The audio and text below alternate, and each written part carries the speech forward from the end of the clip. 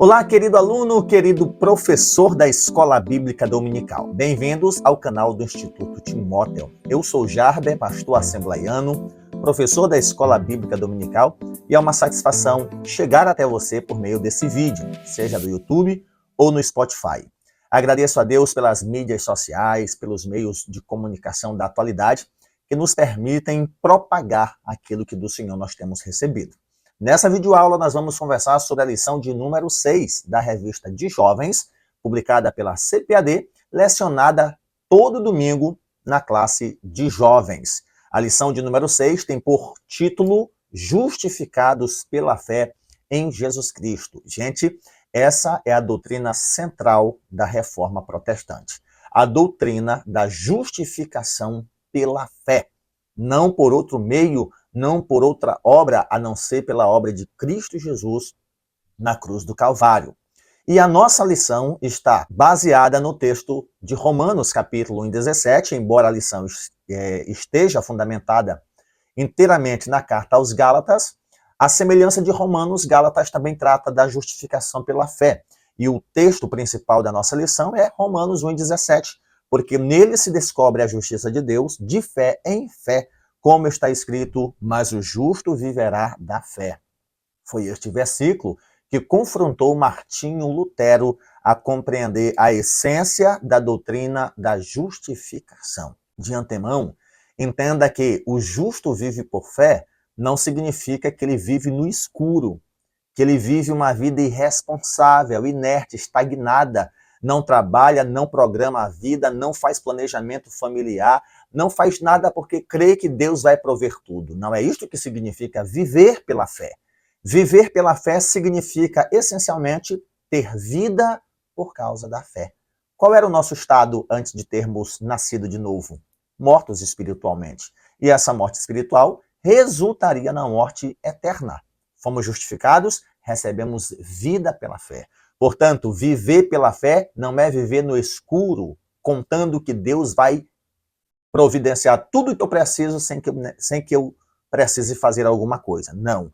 Justo viverá pela fé é que o justo recebe vida pela fé em Cristo Jesus. E o resumo da lição, Abraão foi tornado justo por crer no Deus que falou, no que Deus falou, e não por seguir um conjunto de ritos. Outra observação para você, professor, e para você, aluno. Os ritos, as regras, tradições, costumes, boas obras têm a sua importância. E, de certa forma, são até indispensáveis. Mas elas não são necessárias para a salvação. Nós não somos salvos por nossos usos e costumes, mas os nossos usos e costumes são em decorrência da salvação que recebemos. Nós não somos salvos pelas regras ou ritos que seguimos, mas os ritos e as regras que seguimos é resultado da salvação que recebemos. Nós não somos salvos pelas boas obras ou pelas obras da lei, mas as boas obras são resultado da salvação que já recebemos. Então, durante toda esta lição, que você, professor, que você, aluno, passear por ela, precisamos estabelecer esse limite. Vai chegar momentos que a gente vai ler o texto da lição e pensar, olha, as obras da lei não servem para nada. Não, ela tem a sua finalidade, mas não para a salvação, como criam os judaizantes e agora os gálatas. Ela tem o seu lugar de importância na vida cristã, mas não como muleta para a salvação, não como acréscimo à obra salvífica de Deus. Então, quando nós lermos o texto da lição e pararmos para pensar, olha, eu não preciso de fato fazer mais nada, lembre-se da lição passada, da videoaula passada, nós não devemos ser, por um lado, legalistas e nem, por outro, antinomistas. Deve haver aí um equilíbrio. Então, em se tratando da justificação pela fé, para compreendermos esta lição, precisamos atentar aos objetivos estabelecidos. Primeiro, é apresentar os questionamentos de Paulo junto aos Gálatas. Quando nós lermos o texto bíblico em classe, você vai perceber pelo menos 5 questionamentos que Paulo faz aos Gálatas. Isso para inquiri-los e depois detalhar com seus argumentos possíveis respostas a essas perguntas feitas aos Gálatas. Em decorrência disso, refletir a respeito da vida do crente Abraão, e é importante Paulo utilizar aqui Abraão, e você vai entender o porquê quando nós chegarmos nesse ponto, e apresentar a fé como fonte de vida. Lembra do que nós falamos a respeito de Romanos 17? O justo vive pela fé, significa o justo recebe fé, recebe vida pela fé. Por que eu observo isso? Porque é comum as pessoas entenderem, eu vivo pela fé. E aí, o que tu vai fazer amanhã? Não, eu vivo pela fé. E aí, o que você vai fazer no segundo semestre de 2025? Não, eu vivo pela fé. Não, embora Cristo tenha chamado a atenção para nós não vivermos ansiosos, ele não pede com isso que não planejemos a vida. Não nos ocupemos em projetar planos e estabelecer metas para a nossa vida. Nós não somos proibidos disso. Nós somos proibidos de viver ansiosos ao ponto de consumir o nosso viver hoje. Quando nós chegamos no texto bíblico de Gálatas 3, versículo 1 ao 11, e eu preciso ler esse texto com você, você pode acompanhar aí, tanto na sua Bíblia, ou o texto que está disponibilizado para você aqui na tela. E atentemos aos 5 questionamentos de Paulo. Primeiro é, ó insensatos Gálatas, quem vos fascinou, quem vos iludiu para não obedecerdes à verdade? A vós, perante os olhos de quem Jesus Cristo foi já representado como crucificado? Só quisera saber isto de vós, recebestes o Espírito pelas obras da lei ou pela pregação da fé? Sois vós tão insensatos que, tendo começado pelo Espírito, acabeis agora pela carne? Será em vão que tenhais padecido tanto? Se é que isso também foi em vão.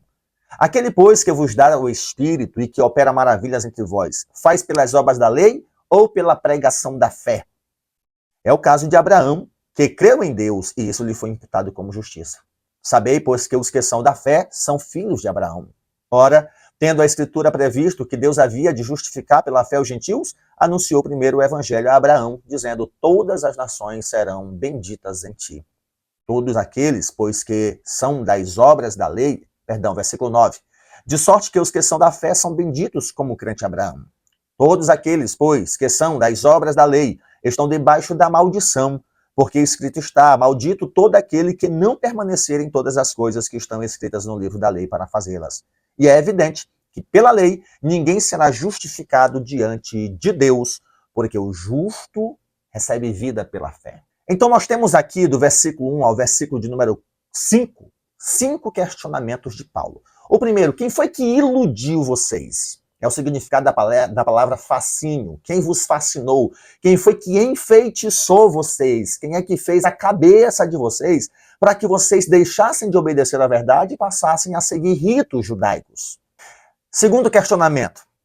Eu queria saber se vocês receberam o Espírito pela lei ou pela pregação da fé.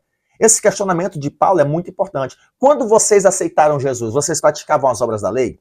Quando vocês confessaram a Cristo como Salvador, vocês guardavam o sábado, a circuncisão, as leis cerimoniais, as leis morais? Não. Então vocês receberam o Espírito porque praticavam as obras da lei? Ou vocês receberam o Espírito porque vocês tiveram fé em Jesus?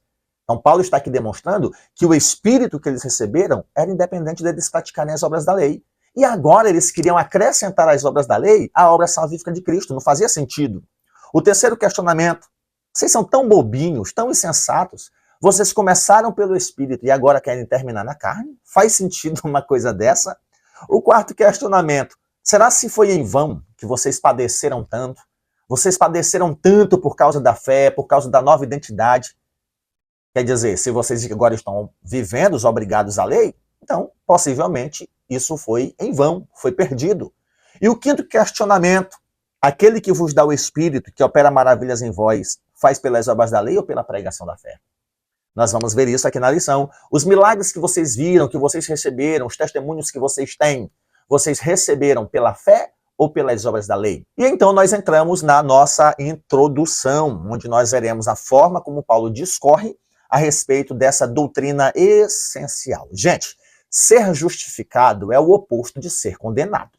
Tudo subordinado à lei. A lei condena, a lei inocenta. Perante a lei de Deus, que é sempre boa, é sempre justa, é sempre perfeita, diante de nós que somos injustos, imperfeitos e maus, obviamente, consequentemente, todos nós seríamos sentenciados, condenados e lançados ao inferno. Aí nós somos justificados. Será se Deus infringiu a lei, passou por cima da lei? Não, ele cumpriu a própria lei. Por meio de Cristo Jesus, que veio à Terra, cumpriu as exigências da lei. Ué, como é que Cristo cumpriu as exigências da lei e assim ainda foi morto? Como é que Cristo obedeceu todos os critérios da lei e sofreu a condenação da cruz? Ele foi morto não por ter desobedecido à lei. Ele foi morto por ter assumido os nossos crimes, os nossos delitos em relação à lei de Deus. Ele foi condenado, como disse Isaías 53, por nossos pecados, por causa das nossas iniquidades. As pisaduras que caiu sobre ele nos sarou. Então ele foi condenado não por ter desobedecido ou por ter obedecido em vão à lei de Deus. Ele morreu crucificado por assumir a nossa culpa, se colocar como réu no nosso lugar. Então ele morreu, não por ser pecador, mas por se fazer pecado. E uma vez que ele cumpriu as exigências da lei, ele nos justificou. A lei não foi ignorada, a pena da lei não foi ignorada, não foi anistia. Anistia é liberar sem cumprir as exigências da lei. Foi perdoado. Nós fomos perdoados, perdão, mas a pena foi cumprida. A exigência da lei foi satisfeita. Então é isso que é justificação pela fé. Nós somos inocentados por causa da nossa conduta. Nós somos inocentados porque somos filhos de crente. Nós somos inocentados porque somos da Assembleia de Deus, porque temos 30 anos de ministério, de vida. Nós somos inocentados porque nunca nos desviamos. Não, nós somos inocentados, justificados por causa daquilo que Cristo fez. Foi ele quem sofreu no meu lugar, quem pagou as penas da lei. E para que eu não esteja mais sujeito às exigências da lei, eu preciso estar em Cristo Jesus. Não vivendo aquela vida irresponsável, despreocupada porque Cristo fez tudo. Mas Cristo me ajuda a cumprir a lei de Deus. E quando eu não consigo cumprir, que é certo que eu não vou cumprir em algum momento da vida, Ele me perdoa. Porque o Espírito está em mim. E quando eu quebro o princípio da lei, eu não vou ficar alegre, feliz como os ímpios lá do livro dos Salmos, que se alegram com o mal que fez. Eu tomei tantas caixas de cerveja, beijei tantas bocas, fiquei com fulano, fiquei com Beltrano. Não. O justo, quando infringe a lei de Deus, ele chora. Ele se sente indigno, ele se arrepende, ele corre aos pés do Senhor. Essa é a distinção entre o justo e o ímpio. Mas os crentes gálatas estavam se esquecendo disso. E por um momento entenderam que o sacrifício de Cristo não era suficiente e que eles precisavam ser melhores cidadãos, melhores pessoas, e fazendo isso, cumprindo as exigências da lei de Moisés aos judeus, para serem pessoas melhores. E então Paulo vai dizer, vocês agora estão buscando obras da carne. Gente, Paulo não está criticando as pessoas cumprirem as exigências da lei, mas cumprir essas exigências da lei entendendo que isto é critério para a salvação. Porque Paulo era judeu e ele cumpria as exigências da lei, ele foi circuncidado, e todas as leis judaicas ele cumpria, mas ele entendia que essas exigências não lhes eram suficientes para a salvação. Então, quer cumprir a lei? Beleza, desde que você não coloque ela como acréscimo, como muleta ao sacrifício de Jesus Cristo. E aí ele vai fazer os questionamentos no primeiro ponto, né? E ele começa a questionar quem foi que fascinou vocês, que iludiu vocês, quem é que enfeitiçou vocês.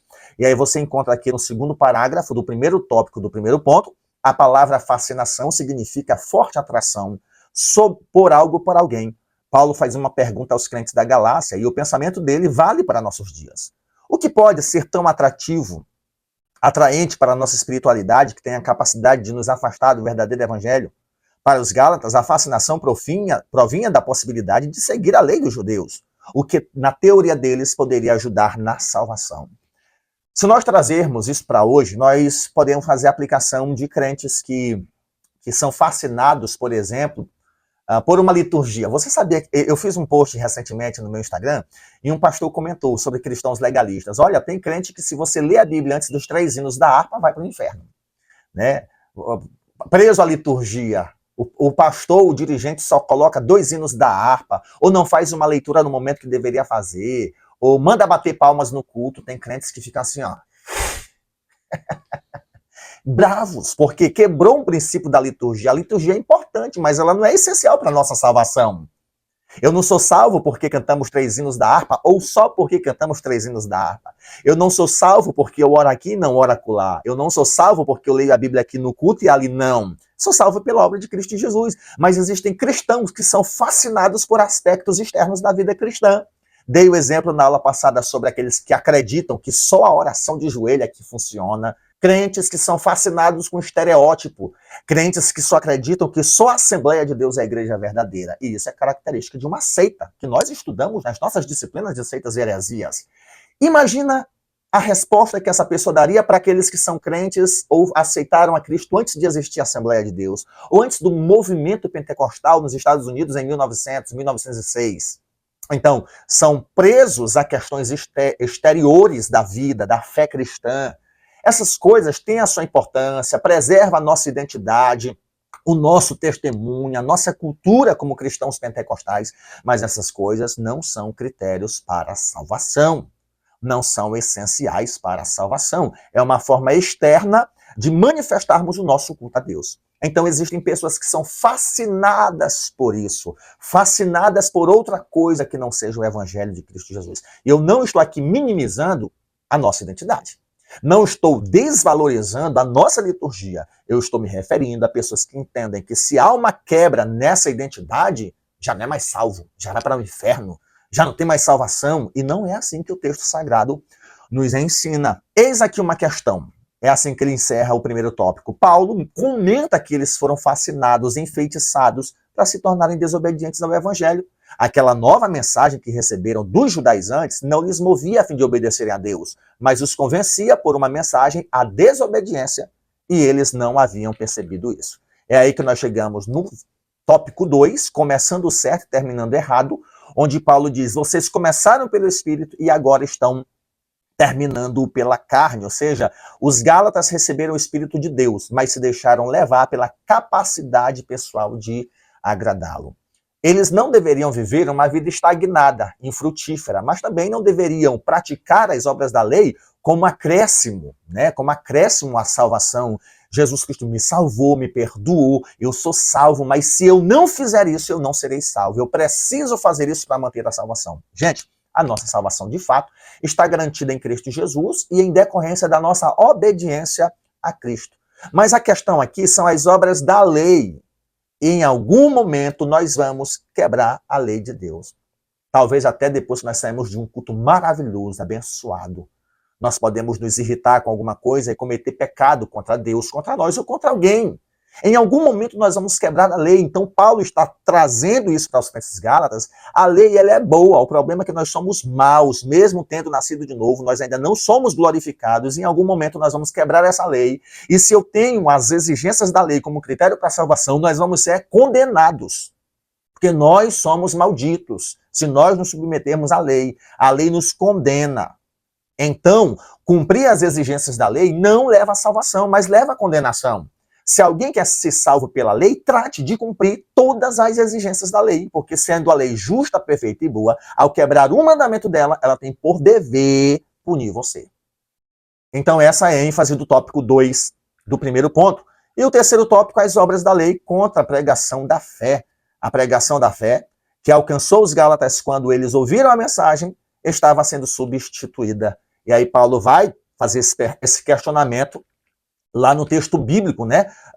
Quando vocês receberam o Espírito, foi pelas obras da lei ou pela pregação da fé? Pela pregação da fé. Vocês não guardavam as obras da lei, vocês nem sabiam, nem conheciam quais eram as leis designadas aos judeus, e vocês receberam o Espírito habita em vocês, mora em vocês, vocês foram perdoados, foram justificados, e agora vocês acrescentam algo àquilo que já foi, entre aspas, consumado, aquilo que já foi feito. Então, precisamos entender que Paulo traz a razão dos crentes gálatas, as obras da lei e a pregação da fé. Vocês receberam a salvação sem cumprir as exigências da lei. Por que que agora, depois de salvos, vocês querem cumprir as exigências da lei? Se vocês não tinham condição de fazer isso antes, agora também vocês não têm condição, mesmo com o Espírito Santo. Por quê? Porque eu ainda não fui glorificado, eu ainda não cheguei à estatura de varão perfeito. E o Espírito me ajuda nas minhas fraquezas. Vai chegar um momento que eu vou fracassar. E a minha atitude diante desse fracasso é como? Aí é a presença do Espírito Santo que vai determinar essa atitude. Segundo ponto, tem como exemplo Abraão. Deixa eu resumir basicamente aqui o segundo ponto da seguinte maneira. Paulo traz o exemplo de Abraão para dizer da seguinte forma aos crentes gálatas. Abraão foi justificado antes da lei ser formalizada. A lei já existia. No tempo de Caim e Abel já não podia matar. No tempo de Noé já não podia matar ou roubar. No pé do Monte Sinai a lei foi formalizada. Tá aqui, essa é a lei. E a lei não eram 10 mandamentos. 10 mandamentos são apenas sumários de leis que se subdividem em centenas de princípios. Mas a lei de Deus não são só 10 mandamentos. E ele vai dar o exemplo de Abraão. Abraão é antes de Moisés, é antes da formalidade da lei, é antes de existir o povo judeu. E Abraão foi justificado pelo quê? A lei não era formalizada, o povo judeu ainda não existia, o povo judeu ia existir a partir da descendência de Abraão. Imagina aí, teve Abraão, teve Isaac, teve Jacó. A partir de Jacó é que tem surgimento ao povo judeu em decorrência das 12 tribos, que nasce de Jacó. Então Abraão é antes do povo judeu, é antes da formalidade da lei, é antes de Moisés, é antes do Sinai. E ele foi justificado como? Pelas exigências da lei? Não, pela fé. Deus chamou e ele obedeceu. Embora Deus tenha estabelecido lei, anda na minha presença e ser perfeito. Mas esse mandamento não é cumpre isso, cumpre aquilo, faz aquilo outro. Não, ele foi justificado muito antes de ser circuncidado. A circuncisão é posterior ao ato de justificação de Abraão. Paulo não está aqui invalidando as obras da lei. As obras da lei têm a sua importância histórica, cultural e identitária no contexto do povo de Israel. Ele está invalidando o efeito da guarda da lei para a salvação. As obras da lei não salvam, as obras da lei condenam, porque eu não consigo cumprir tudo. Em um momento, repito, eu vou quebrar essa lei. Então ele traz o exemplo de Abraão. Abraão, antes da lei, antes de Moisés, antes do povo judeu, ele creu e Deus o justificou. O segundo tópico, ele foi considerado justo, ou seja, foi creditado, foi depositado. Tudo que ele fez foi dizer, tá bom, eu vou para onde o Senhor mandar. Ele não sabia qual era a terra, não sabia quanto tempo, mas ele vai. E vacila durante a sua jornada. Ele dá a sua mulher a 2 reis por medo de morrer. Ele comete sérios pecados durante a sua jornada. Então, se ele fosse justificado pela guarda dos mandamentos, o próprio Abraão teria sido condenado e Deus teria desistido dele. E por que quando ele comete esses pecados, ele não é condenado? Porque ele foi justificado pela fé. Ele pecou uma vez, pecou 2, pecou 3, pecou 4. Mas quando lá na frente Deus pede Isaac em sacrifício, a sua fé não era mais vacilante, a sua fé era madura. Tá bom, Deus, eu vou dar. E ele não deu ali de forma desprovida de sentimento. O autor da carta aos Hebreus vai dizer que ele creu que Deus era poderoso para ressuscitar seu filho. Deus me prometeu que ia me dar uma descendência. E agora está pedindo para eu matar? Eu vou matar. E como é que Deus vai cumprir a promessa? Ele vai ressuscitar para cumprir a sua promessa. Isso é fé, uma fé madura. Então, Abraão foi justificado pela fé antes da formalidade da lei, antes de existir povo judeu, antes de Moisés. Então, Paulo traz o exemplo de Abraão. Olha, Abraão não precisou cumprir as exigências da lei. Ele foi salvo por obedecer a Deus. Da mesma forma somos nós. Nós, vocês que são gentios, devem obedecer a Cristo. A guarda da lei é em decorrência da presença do Espírito Santo em nós. E eu sei que vai chegar momentos em que nós vamos quebrar, vamos desobedecer, vamos infringir. E aí precisamos do Espírito Santo para nos ajudar nas nossas fraquezas. Então, lembre-se sempre disso. Paulo não invalida a lei. Ele invalida a lei no quesito de ser útil para a salvação. Pelo contrário, a lei nos condena, porque ela é boa e nós somos maus. E então Deus está decidido a justificar qualquer pessoa que tenha a fé de Abraão. É o terceiro tópico do segundo ponto. Deus iria justificar os gentios pela fé. Vocês não precisam ter o sangue judeu, vocês não precisam ser biologicamente descendentes dos judeus. Tudo que vocês precisam ter dos judeus é a fé deles em Cristo Jesus. É a fé de Abraão. Não negligenciando a lei, não negligenciando as boas obras. Isso é resultado da salvação. Mas para ser salvo, vocês só precisam da fé de Abraão. Deu para entender esse ponto muito importante? Abraão aqui é a chave para entendermos isso. Antes da lei, antes dos judeus, antes de Moisés, tudo pela fé. Ele foi justificado pela fé, ele recebeu vida pela fé. E o mesmo acontece hoje. Como é que os crentes eram salvos no Antigo Testamento? Pela fé, no Messias que haveria de vir. Como é que são salvos os crentes depois de Cristo? Pela fé no Messias que já veio. Essa é a diferença. Antigo Testamento, salvos pela fé no Messias que haveria de vir. Depois, salvos pela fé no Messias que já veio. E voltará outra vez para julgar a terra e estabelecer o seu reino. Para fecharmos, o terceiro ponto apresenta a fé como fonte de vida, explicando o que já enfatizei na leitura do texto áureo. O justo viverá da fé. Não é fechar os olhos, viver no banho-maria, deixa a vida me levar. Não, o justo viverá pela fé, ele vive porque a fé alimenta essa vida. Ele não é irresponsável, ele não é dissoluto, ele não é negligente, ele não é imprudente. Ele vive, planeja, estabelece metas Confiar em Deus, viver pela fé. Entenda isso, caro professor, caro aluno. E questione até isso para os seus alunos. Pergunte o que eles entendem sobre viver pela fé. Eu não vou trabalhar porque eu sei que Deus vai me dar. Eu não vou estudar porque eu sei que Deus vai me abençoar. Então, o justo viverá pela fé. Essa expressão vem do profeta Abacuque. Abacuque profetiza numa época em que os judeus estavam prestes a ser escravos dos babilônios. E como que eles iam viver? Eles não iam ter mais o templo, eles não iam ter mais as práticas da lei, não iam mais oferecer sacrifícios, eles não iam mais poder guardar os sábados como guardavam, eles não iam mais poder cumprir as exigências da lei. Eles não iam mais poder viver a religião que eles viviam. Como é que eles iam ser salvos? Babilônia iria invadir, iria destruir o templo, iria levá-los cativos, iria matar outros. Parte dos judeus estão na Babilônia, outros estão às margens do rio Quebar, que é o povo a quem Ezequiel profetiza. O povo que ficou em Jerusalém não tem mais templo, não tem mais sacerdote. Como é que essas pessoas serão salvas se elas não têm mais como cumprir com as exigências da lei? É uma pergunta a ser tratada em sala de aula. Elas são salvas pela fé, sem as exigências da lei. Porque agora, nem que eles quisessem, eles poderiam cumprir as exigências da lei. Eles não podiam mais cumprir. Nós temos outro caso em Isaías 1, em que Deus repreende o cumprimento da lei. Vocês estão cumprindo a lei de um lado, mas estão cometendo crimes do outro. E acham que só porque fazem as coisas aqui na minha presença, eu vou ignorar o mal que vocês têm praticado. E aí entra aquela palavra de Deus, dada a Samuel para entregar Saul. Melhor é obedecer do que sacrificar. O sacrifício tem a sua importância. A oferta tem a sua importância. Mas se ela andar junto com a vida, com testemunho de vida. E esse testemunho de vida eu recebo pela fé em Cristo Jesus e não pelas obras da lei. Se eu sou legalista e o meu irmão não cumpre a lei, eu vou olhar para ele como malfeitor, como criminoso. Semelhante ao fariseu na oração lá da parábola de Jesus. O fariseu vai dizer, obrigado Deus, porque eu não sou como esses pecadores. E o publicano vai orar e dizer, Deus me perdoa porque eu sou pecador. Então, o justo viverá pela fé, o justo recebe vida pela fé.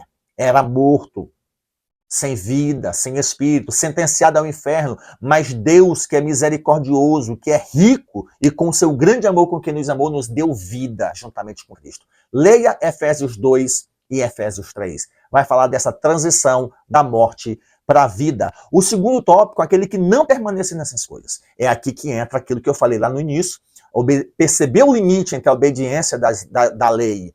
Aqui é importante. Eu não posso dizer, olha, Cristo já fez tudo, minha fé está em Cristo, eu não posso fazer nada. Não, nós temos aqui a necessidade de permanecer, de continuar, de não negligenciar, de sermos constantes, não para sermos salvos, mas porque nós fomos salvos para isso daqui. E uma das mais sérias realidades da vida cristã é a necessidade da perseverança daqueles que aceitaram Jesus. Nós não estamos mais sujeitos ao pecado. E nossa liberdade é para viver no Espírito e não pecar. E esse exercício, porém, deve ser constante e permanente. Cristo me salvou, o Espírito está em mim, eu não preciso das obras da lei para me salvar, mas eu preciso evidenciar as obras da fé, a boa conduta, o testemunho, as virtudes do Espírito, como prova de que eu já sou salvo em Cristo Jesus, o nosso Senhor. Por fim, o terceiro tópico do terceiro ponto, Cristo é a posteridade de Abraão. Veja o que diz esse tópico. A descendência de Abraão é Cristo, e através dele, judeus e gentios são alcançados pela fé em Cristo e não na guarda da lei. Nós temos a possibilidade de ser feitos filhos de Deus por adoção e herdeiros da eternidade, não pelos nossos méritos, mas pelo mérito de Cristo. Foi o que ele fez e não o que tentamos fazer, que nos garante acesso a Deus. A justificação. O ato de sermos inocentados, não porque alguém nos acusou e eu não tinha cometido o crime, mas eu sou réu perante a lei de Deus, culpado, mereço a morte, e Cristo me justificou. E ele fez isso como? Cumprindo as exigências da lei no meu lugar.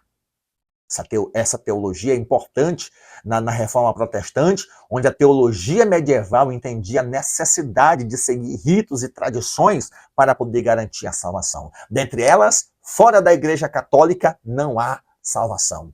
Os cristãos não tinham alternativa, tinham que estar subjugados ao papado, a uma hierarquia, entre aspas, apostólica, e a seguir tradições, muitas delas não fundamentadas na Bíblia Sagrada.